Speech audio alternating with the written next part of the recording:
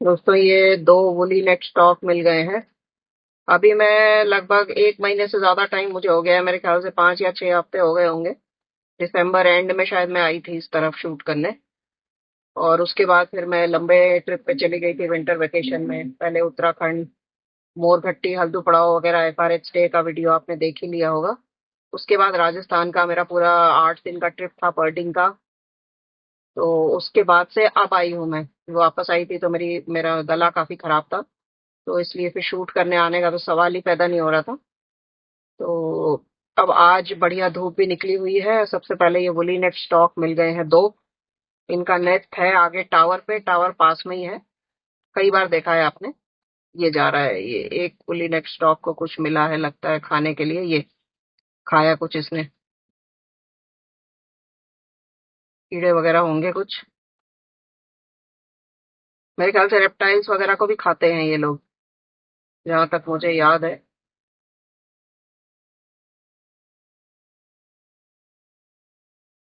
अभी रिसेंटली चेन्नई में काफी जो है कौवे मरे हुए पाए गए।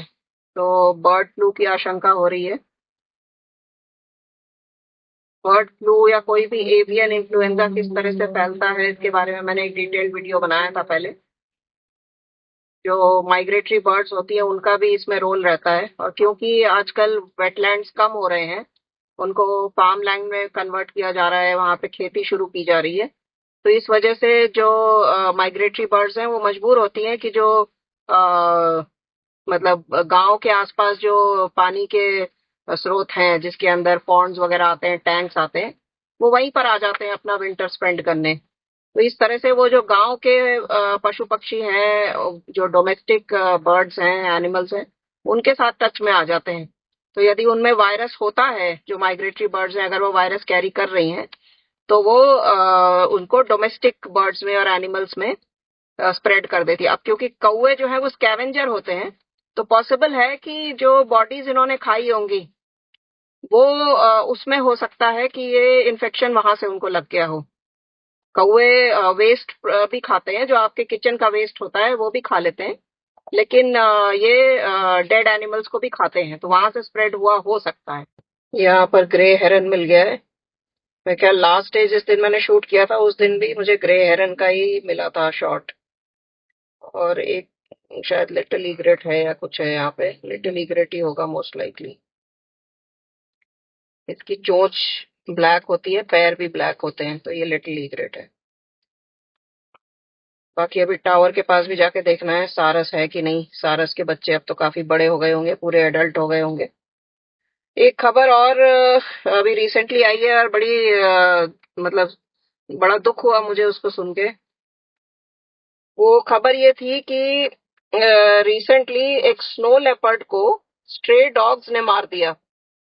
वो स्ट्रे डॉग्स, ये हुआ है, ये जो घटना हुई है ये लेह के आसपास से किसी गांव में हुई है। ये देखिए पौंड हिरन बैठा हुआ है घात लगा के। चोंच उसकी नीचे की तरफ है, इस पानी की तरफ चोंच करके इंतजार। ये देखिए, ये आया। तो लेह के आउटस्कर्ट्स में कोई विलेज है जहां पर ये इंसिडेंट हुआ है। और वहां पे ये भी पाया जा रहा है आजकल कि जो स्ट्रे डॉग्स हैं इनकी मेटिंग हो जा रही है जैकल से। तो इसलिए मिक्स ब्रीड बन रहा है, जो कि बहुत ज्यादा डेंजरस है। दोनों के कैरेक्टरिस्टिक्स उसमें है। तो ये लेपर्ड तक पे हमला करके उसको मार सकते हैं। 4-5 स्ट्रे डॉग अगर हमला कर देते हैं तो स्नो लेपर्ड को भी मार सकते हैं। तो ऑलरेडी एंडेंजर्ड है, आईयूसीएन से प्रोटेक्टेड है, लेकिन स्ट्रे डॉग्स की बहुतायत होने की वजह से स्नो लेपर्ड को अपनी जान गंवानी पड़ी। ये देखिए एक पॉन्ड हेरन ऐसे ही यहाँ पे बैठा हुआ है, और दूसरा जो इसका पार्टनर है वो इधर बैठा हुआ है। ये देखिए, दोनों बिल्कुल सेम मुद्रा में बैठे हैं, बिल्कुल हंटिंग मोड में है दोनों। इंडियन पॉन्ड हेरन सेम पोजीशन में बैठे हैं। देखिए इसकी आंख भी दिख रही है, चोंच है, तो ये इसकी बॉडी है, बड़ी क्लियरली दिख रहा है। इंडियन पॉन्ड हेरन का पेयर है। और दोनों इस समय सुबह सुबह अपना ब्रेकफास्ट जुटाने में लगे हुए हैं। ये उड़ा शायद क्या। हाँ, वो उड़ के कुछ पकड़ के लाया है और यहाँ आके बैठ गया। ये देखिए, यहाँ बैठ गया है। ये कुछ खा भी रहा है, देखिए अभी खाया है इसने। इंडियन पॉन्ड हेरन। बर्ड वॉचिंग, ये 2 फरवरी को जो है वर्ल्ड वेटलैंड्स डे था, और फरवरी में ही बिग बर्ड डे होता है, great backyard bird count end of January में होता है। तो बर्ड वॉचिंग पेशेंस का काम है, पहले भी बताया मैंने। और थोड़ी देर अगर आप इंतजार करेंगे ना तो आपको बहुत अच्छे अच्छे शॉट्स मिलेंगे, बहुत अच्छी अच्छी रिकॉर्डिंग मिलेगी। देखिए ये यहाँ पर वाइट ब्रेस्टेड वाटर है ना, ये देखिए बहुत बार देखा है इसको मैंने यहाँ पे। ये वाइट ब्रेस्टेड वाटर है, दिख रही है आपको, ये देखिए सारे एक ही एरिया में कोएग्जिस्ट कर रहे हैं। यहीं पर ड्रोंगो भी बैठा है, स्वॉलोज भी उड़ते रहते हैं यहाँ पे। इसी झील के छोटा सा ये जो पॉन्ड टाइप का है, इसके किनारे पे जो मिट्टी है उसमें स्वॉलो के नेस्ट बनते हैं। यहाँ पे लैपविंग भी रहती है, ब्लैक विंग स्टिल्ट भी रहती है, ग्रे हेरन बैठा हुआ है, 2 पॉन्ड हेरन है, मुअर हेरन है 4-5। तो एक छोटा सा ये इकोसिस्टम है। अब अगर यहाँ पे जलकुंभी भी आ जाए, वाटर हाइसिंथ, तो ये सब कुछ डिस्ट्रॉय हो जाएगा, पानी को ब्लॉक कर देगा वो। इसके अंदर जो भी एक्वेटिक क्रीचर्स हैं वो सब मारे जाएंगे और ये सब बर्ड्स यहाँ से चले जाएंगे। तो जलकुंभी का उन्मूलन करने की बहुत ज़्यादा ज़रूरत है। जनता भी इसके लिए काम कर सकती है और गवर्नमेंट को भी इनिशिएटिव देना चाहिए। ये देखिए एक और बुली नेक स्टॉक है दोस्तों। ये उस जगह पर है करौंथा के पास में, जहाँ पे एक वेटलैंड अच्छा सा था, जहाँ पे मैंने आपको common snipe, white tail, lapwing और हर साल जो बाकी बर्ड्स आती हैं, शोवेलर्स वगैरह, वो सब कुछ दिखाया हुआ है इस जगह पे। लेकिन अब यहाँ पे पीछे जो है पूरा मिट्टी भर के और इसको कुछ बनाया जा रहा है, उस तरफ है। मैं वहां पे तो उतरी नहीं, तो वो पूरा जगह इन्होंने मिट्टी भर दिया है। तो जो अभी थोड़ी देर पहले जो मैंने बोला आपको कि वेटलैंड्स खत्म हो रहे हैं, इसी तरह से खत्म हो रहा है। यही कहने का मतलब था मेरा कि किसी न किसी और पर्पस में उन वेटलैंड्स को शामिल कर लिया जा रहा है। ये मतलब वेटलैंड ऐसे एक स्कूल के पास में था, तो ये नहीं कह सकते कि भाई हो सकता है वो उनकी उनकी प्राइवेट प्रॉपर्टी हो, तो उसे डेवलप करने का उनको पूरा हक है, वो बात सही है। ऐसे किसी के खेत हैं जहाँ पे वेटलैंड्स बन रहे हैं तो उसको डेवलप कर सकता है। लेकिन फिर बाकी जो जैव विविधता है, मतलब बायोडाइवर्सिटी है, उसका क्या होगा, उसके बारे में तो कोई नहीं सोचता। अपने अपनी चीजों का डेवलपमेंट हर कोई करता है। लेकिन जिस जगह को ये पक्षी बेचारे अपना घर समझते थे, अब वो घर उनसे छिन गया है। इसी तरह से और भी जगह हैं जो कि पहले वेटलैंड्स का काम करते थे पक्षियों के लिए। अब इस बार देखिए यहाँ पे कोई भी माइग्रेटरी बर्ड्स नहीं है, क्योंकि वो पूरा जगह भर दिया गया है। जहाँ पे पानी होता था वहां पे पूरा मिट्टी भर दिया गया है, तो अब वो यहाँ पे नहीं आएंगे, जाहिर सी बात है। इसी तरह से लॉस होता है वेटलैंड्स का। ये ग्रेटर कुकल घूम रहा है यहाँ पे, भारद्वाज पक्षी। जहाँ वुली नेक स्टॉक का नेस्ट है उस टावर के पास भी एक दिखा था, लेकिन तब तक मैंने गाड़ी मोड़ने के लिए ऑलरेडी राइट साइड में कर ली थी, तो वहाँ पे मैं नहीं रुकी।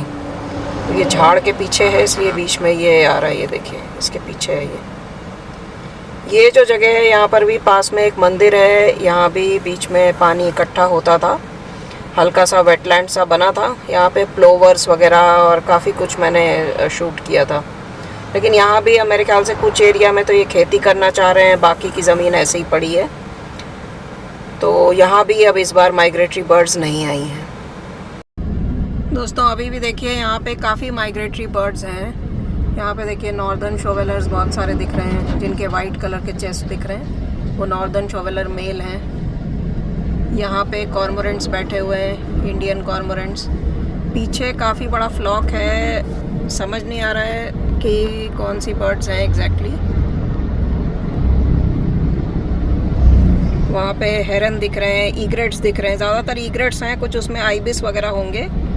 बार हेडेड गीज तो नहीं लग रहे हैं। पिछली बार यहीं पे बार हेडेड गीज का एक बड़ा सा फ्लॉक था। अभी मैंने एक शॉर्ट्स भी डाला है रिसेंटली उसी पर, और उसका लॉन्ग वीडियो भी पहले आ चुका है। यूरेशियन कूट्स हैं यहाँ पर भी देखिए कॉर्मोरेंट्स बैठे हुए हैं। तो बस अब मौसम ख़त्म हो रहा है, इनके जाने का टाइम हो रहा है, क्योंकि आजकल जल्दी आ जाती हैं माइग्रेटरी बर्ड्स और जल्दी चली जाती हैं, क्योंकि स्प्रिंग और समर लगभग एक दूसरे में मर्ज हो चुके हैं। तो समर जैसे ही आता है तो इनके ऊपर ब्रीडिंग फ्रेंजी आ जाती है। इनको तुरंत अपने ब्रीडिंग स्पॉट्स में पहुंचना है, वहां पर एक अच्छी सी जगह ढूंढनी है नेस्टिंग के लिए, फीमेल ढूंढना है अपने लिए। तो बहुत ज़्यादा इनके ऊपर प्रेशर रहता है। तो तो इसलिए अब बस कुछ ही समय में ये बर्ड्स वापस चली जाएंगी। सुबह शाम की ठंड अभी भी है, तो इसलिए ये रुकी हुई हैं, वरना तो अब तक चली जाती। ये दोस्तों वही वाटर हाइसिंथ वाली जगह है जो मैंने पहले भी आपको कई बार दिखाया है। अब देखिए यहाँ पे कोई भी बर्ड लाइफ कुछ भी नहीं बचा हुआ है, सारी जगह जो है ये लगभग ख़राब हो गई है।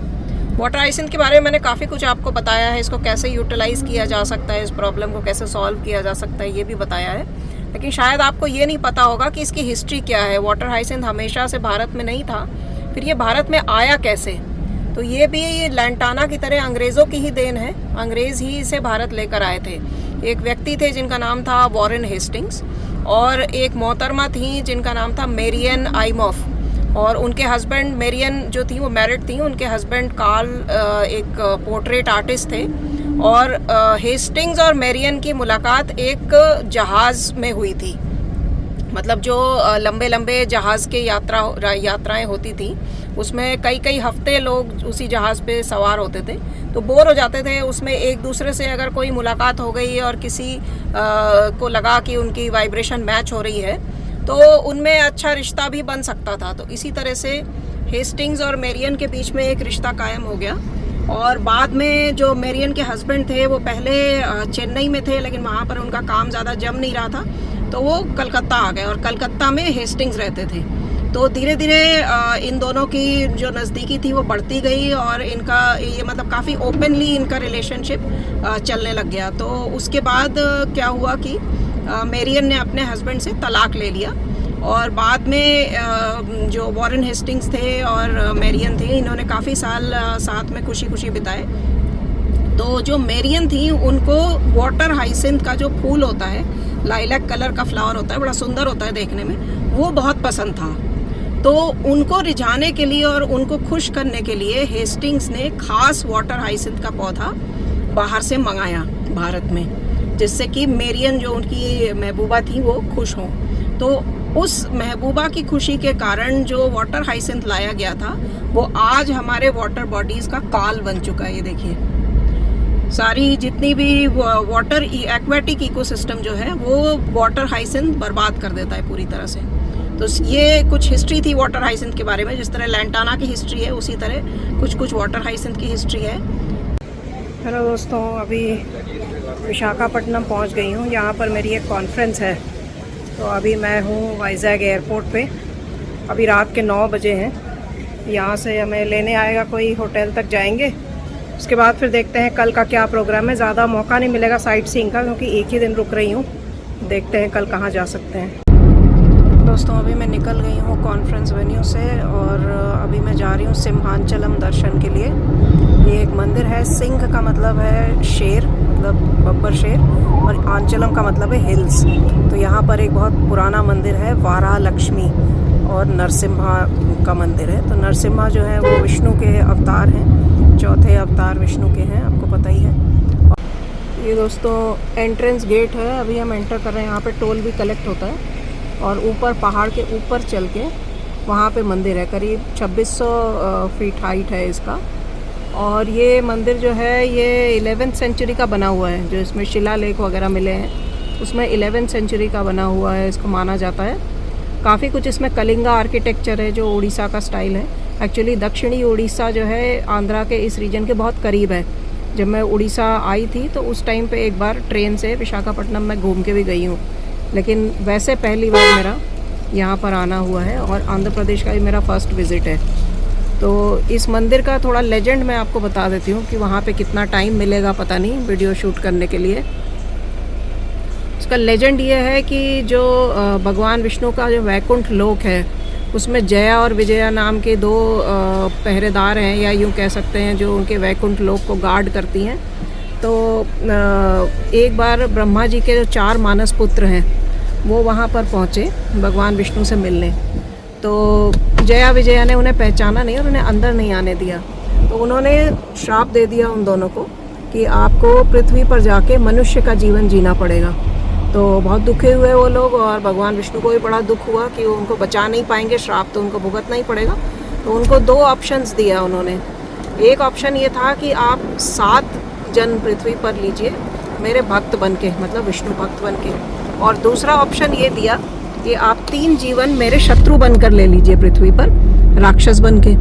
तो जया विजया ने बोला कि इतना लंबा समय 7 जन्म पृथ्वी पर मनुष्य रूप में जीना तो हमारे लिए संभव नहीं है, वैकुंठ लोक से दूर रहना इतना समय के लिए, तो हम 3 जीवन राक्षस के रूप में जी लेंगे, वो ऑप्शन हमें मंजूर है। तो जो पहला उन्हें जीवन मिला इस श्राप को भुगतने के लिए, वो सतयुग में हिरण्याक्ष और हिरण्यकश्यपु नाम के 2 राक्षस पैदा हुए, और इन दोनों ने ही भगवान विष्णु के अवतारों के हाथ ही मृत्यु पाई, तो उनको मोक्ष मिला। तो जो हिरण्याक्ष था वो उसने पृथ्वी को रसातल में पहुंचा दिया था, पृथ्वी को डुबो दिया था बिल्कुल। तो वारा अवतार बनके, जो भगवान विष्णु का तीसरा अवतार था, विष्णु ने पृथ्वी को रसातल से बाहर निकाला। और जो हिरण्यकश्यप था उसका एक पुत्र था प्रहलाद, जो महाविष्णु भक्त था। तो वो हिरण्यकश्यप अपने बेटे को तरह तरह से बहुत प्रताड़ित करता था कि वो भगवान विष्णु की भक्ति छोड़ दे, लेकिन प्रहलाद ने उनकी बात नहीं मानी और वो विष्णु भक्त बना रहा। और हिरण्यकश्यप को वरदान मिला हुआ था कि उसे कोई भी मनुष्य या पशु नहीं मार सकता, उसकी मृत्यु दिन में या रात में नहीं हो सकती, घर के अंदर या घर के बाहर नहीं हो सकती, उसको पृथ्वी पर या आकाश में नहीं मारा जा सकता, उसकी मृत्यु किसी अस्त्र शस्त्र से नहीं हो सकती। तो जब हिरण्यकश्यपु को मारने की बारी आई तो भगवान ने नरसिंह अवतार लिया। नरसिंह का सर जो है वो सिंह का था और शरीर मनुष्य का था।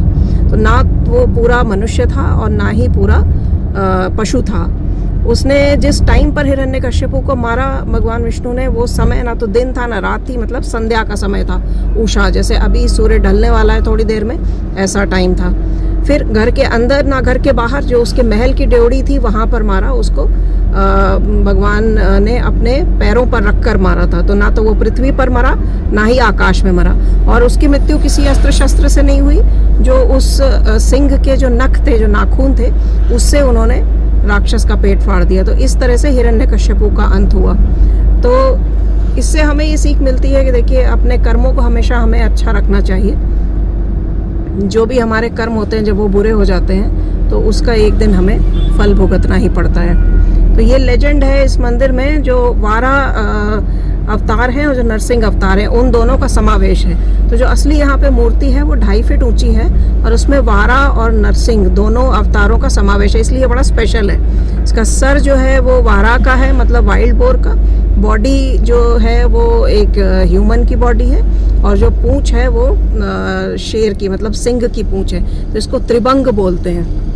और आम दिनों पे इस पर पूरा चंदन का लेप लगाया जाता है, लेकिन अक्षय तृतीया पर इसमें चंदन का लेप नहीं लगाया जाता है। ये जो मूर्ति है 2.5 फीट की, इसके ऊपर जब चंदन का लेप लगाया जाता है तो ये देखने में बिल्कुल शिवलिंग जैसा लगता है। और इसके दोनों साइड पे, एक तरफ श्री देवी है और एक तरफ भूदेवी है। दोनों देवियां इसके दोनों साइड पे खड़ी हुई हैं। तो ये किस तरह से ये चंदन लेप लगाने का ट्रेंड, या इसके पीछे क्या लेजेंड है?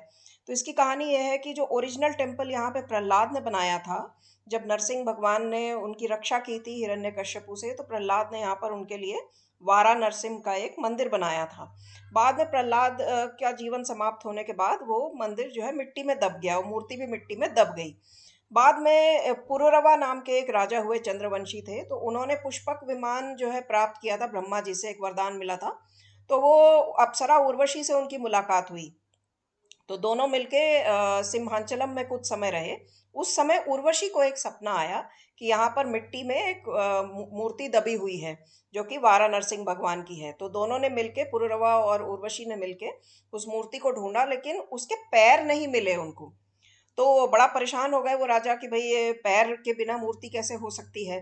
तो फिर उर्वशी को दोबारा सपना आया कि इसकी आप चिंता ना करें, इस पूरी मूर्ति को हर समय चंदन लेप लगा के रखना है। तो चंदन लेप लगाने का ट्रेंड यहाँ से शुरू हुआ। और केवल उनको ये बोला गया था कि जो वैशाख मंथ की जो तृतीया होगी, मतलब जो अक्षय तृतीया होती है, केवल उस दिन इस पर चंदन लेप नहीं लगाना है। तो ये ट्रेंड आज भी फॉलो हो रहा है यहाँ पर। एक कहानी यहाँ पर और प्रचलित है कि 1087 के आसपास, मतलब 11th सेंचुरी में, रामानुज नाम के एक वैष्णवाइट स्कॉलर थे। वो आए यहाँ पर पुरी से, और यहाँ पे क्योंकि वो चंदन लेप लगाया जाता था मूर्ति के ऊपर, वो शिवलिंग जैसा लगता था। तो लोग इसको शिव का मंदिर मानते थे, भैरव का मंदिर मानते थे। तो उनका डिबेट हुआ रामानुज का बाकी संतों के साथ, और उन्होंने उनको डिबेट में हरा दिया। उन्होंने बोला कि ये भैरव नहीं है, ये विष्णु का मंदिर है। ये उसको वैष्णवाइट टेम्पल उन्होंने बना दिया। और ये बोला गया कि ये जो इसके ऊपर पूरा चंदन लगा हुआ है, पूरे चंदन को साफ कर दिया जाए, और जो मूर्ति है असल में वारा नरसिंह की, वो उसी फॉर्म में रहेगा। तो ये इसका मतलब ये मंदिर 11th सेंचुरी में भी था, लेकिन जो प्रेजेंट जो मंदिर है अभी इस समय, जो मंदिर हम देख रहे हैं, ये 13th सेंचुरी में बनाया गया था नरसिंह देव वन के द्वारा। तो उस टाइम पे जब रामानुज ने बोला कि इसके ऊपर से ये चंदन का लेप पूरा हटा दीजिए, तो चंदन के लेप को जब हटाया जा रहा था तो मूर्ति में से खून आने लग गया। तो उसके बाद ये समझ लिया गया कि ये ईश्वर का ही अपना जो उनकी इच्छा है कि इस तरह से चंदन लेप के नीचे ही उनको रहना है, तो उसको उसी तरह रखा जाए। तो इसीलिए वो ट्रेंड अभी भी फॉलो होता है। केवल अक्षय तृतीया छोड़कर बाकी सारे दिन चंदन लेप लगा के शिवलिंग जैसे फॉर्म में ही वारा नरसिंह का जो मूर्ति है उसको रखा जाता है। दोस्तों, अभी मैं पहुंच गई हूँ वारा लक्ष्मी नरसिम्हा टेम्पल पे, और ये देखिए ये मंदिर है सामने। अभी यहाँ पर किसी को बोला हुआ है टिकट्स के लिए, उनको अभी कांटेक्ट करते हैं, उसके बाद अंदर जाएं।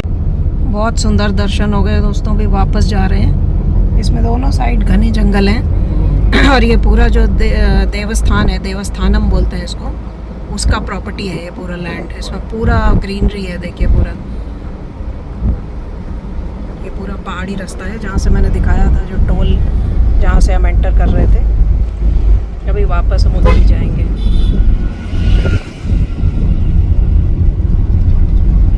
ये गेट आ गया वापस। तो दोस्तों वापस जा रही हूँ, और वाइजैक का विजिट बहुत ही शॉर्ट रहा, सिर्फ एक दिन के लिए आई थी। सिर्फ मंदिर दर्शन हो पाया, उसके अलावा बीचेस वगैरह भी देखने का बहुत मन था। यहाँ का सबमरीन म्यूजियम, यहाँ का जो पोर्ट है, जो डॉक यार्ड है, वो भी बहुत सुंदर है, बहुत बड़ा है। लेकिन कहीं पर भी जाने का पॉसिबिलिटी था ही नहीं, इतना कम टाइम था। तो अगली बार जब आऊंगी तब ये सब चीजें ध्यान में रखूंगी।